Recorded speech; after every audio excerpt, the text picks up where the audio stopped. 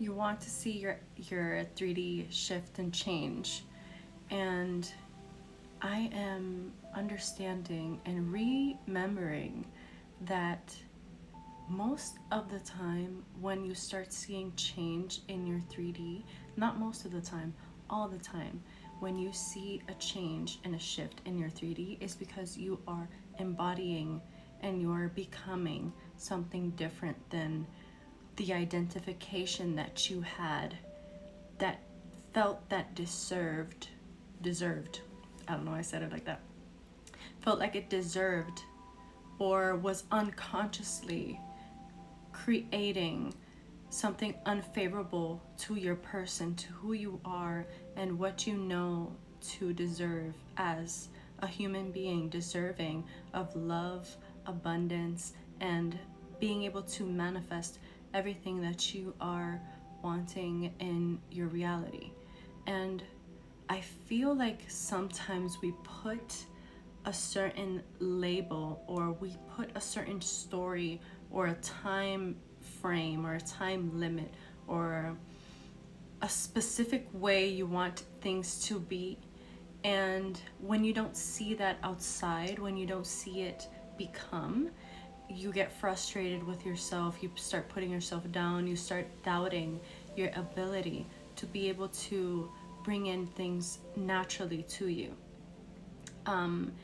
And what's helped me in my journey is to become more neutral, natural, and just understanding why the old self keeps coming up, manifesting itself out of you. Like your ego just takes power of your reactions, your actions. And I remember that anytime that I had a change in my life, drastic change, something that I really wanted to manifest, it was me coming to a different embodiment of who I am. It's like becoming something new, becoming something that you are feeling, visualizing within yourself.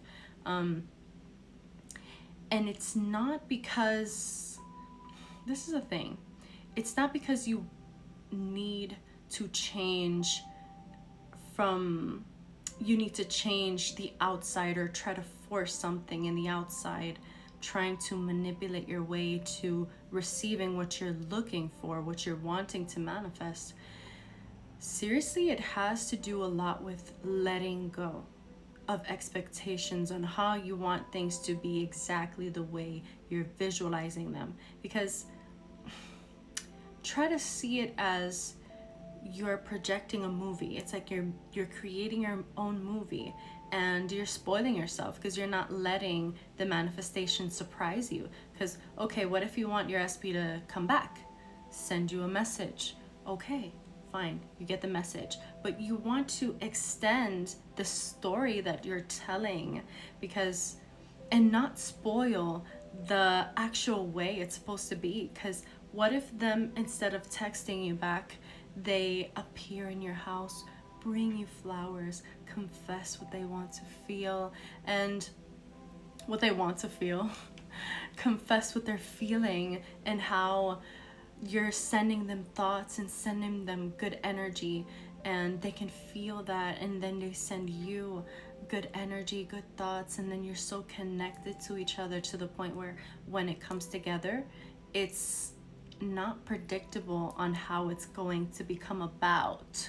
That way you don't spoil the ending, the story, you know?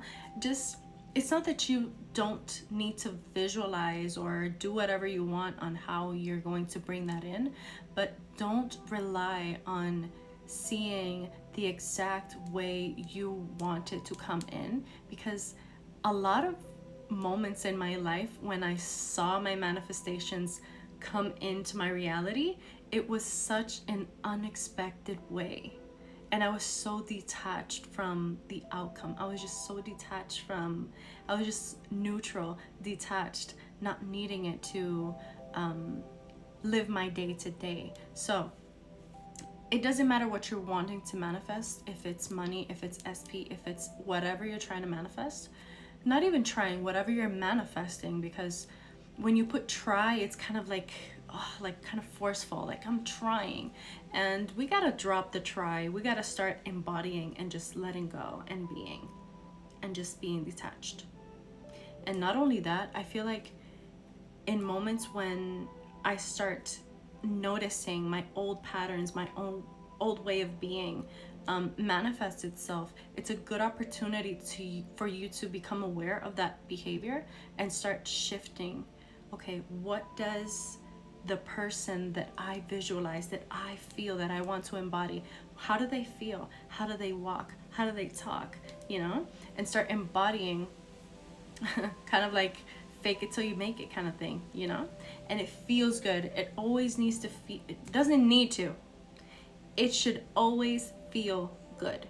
It should always feel good. And if it doesn't feel good, perfect, just be neutral. And if you don't feel anything, just that's fine, you know? There's no limit on how this works for you, you know, because everybody's different. But I'm just sharing my own experience. I wanted to hop in and just give some tips and what's been helping me up till now, and what I'm realizing right now, having to embody my new self, the person that once this, okay, mini story. Once I visualized, when I used to sit down and meditate and visualize like crazy, I visualized myself with red hair, long, curly, just like I have it right now. I literally manifested my hair because I would sit down and I would literally visualize myself. How would I feel? How would the hair feel in my skin?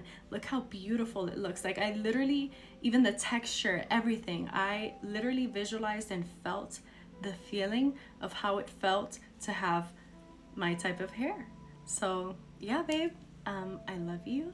Take care. Leave a like, subscribe, and all that shit, baby. I love you. Bye.